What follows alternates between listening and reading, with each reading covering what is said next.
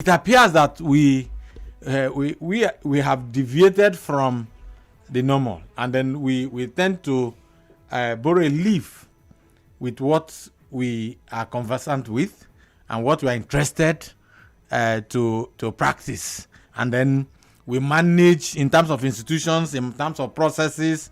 We manage what we want to manage, adopt what we want to adopt, and then a variant kind of liberal democracy, so to say. And I have not seen this kind, all over the world. Because, of course, yes, you have pre-press to an extent. To an extent, yeah. Okay? Then when you talk about rule of law, I don't know.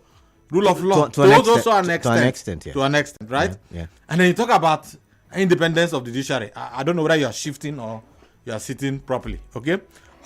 You're talking about the independence of the judiciary. Whether the judiciary in Nigeria is actually independent. Okay. It's something that, even for a toddler, it is clear that Nigeria's judiciary is not independent. Why did you say so? Of course, it is not about being an arm of government. All right. Of course, that does not make you an independent. Of course, when you as an arm of government, you do your things without a cause. Okay, and then you only interact as much as the constitution allows you, or the extant laws allows you, laws allow you to do so. Okay, I've always said to my students that when you talk about collaboration amongst the three arms of government, when you talk about a harmonious relationship, there's nothing wrong with being harmonious, right? Or establishing a harmonious relationship among the three arms of government. But Chinua says when a handshake is above the shoulder, then it's something else you are talking about. And so, yes, the three arms of government should be able to relate, should be able to, harmonize, and, in the areas where you ought to do so. But when the executive arm of government has decided to, emasculate the other two arms of government, and of course the legislature is in the belly, right there in the belly of the executive arm of government, then maybe the judiciary may not be in the belly, okay, but it is within the influence of the executive arm of government in everything, in terms of even financial. When you talk about financial autonomy, to what extent is that financial autonomy granted? And for you to even have anything, of course, you must go cap in hand begging the executive arm of government.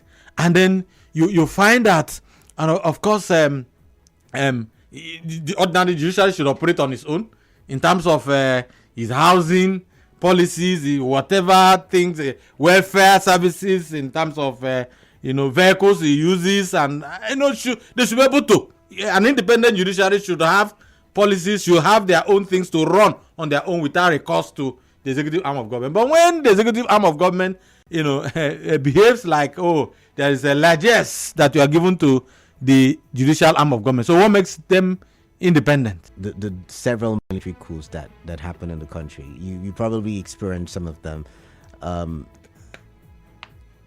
Did they do better? Were they economically viable? Because it's one thing to say, I heard the one I saw. I experienced the one of 1983. Okay. Very well. But the military did not do so fantastic, while they took over power. What has ever, guided their actions, inactions? It's about personal aggrandizement and nothing more. This culture of stealing, okay? The only difference today, if you want me to analyze that, the difference between the stealing during the military time and the stealing today is that you have maybe over 1 million Nigerians who are in democratic structures, doing the stealing in a democratic manner, that seems very democratic. Okay. Then during the military, the stealing was for very few. Are you know what I'm saying? Governor General, and all that, and then whoever that they wanted to empower, they empowered. Okay.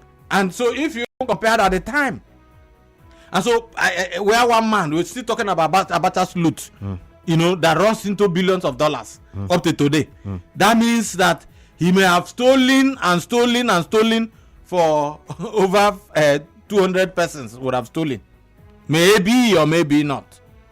But this other one is that it is the stealing is cascaded to different levels of democratic structures, okay, or using democratic structures to perpetuate the stealing, okay, and all that. So that's the difference here, okay. And again, that in the democratic experiences that we have had, especially from 1999 when democracy returned, and of course anything like military is for Nigerians, it's a no.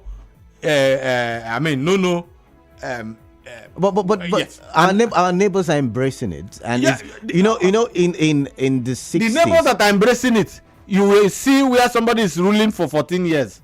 Has it happened in Nigeria? So since 1999, at least you have somebody doing 8 years, yeah, and then he's leaving. Somebody either after 6 doing years.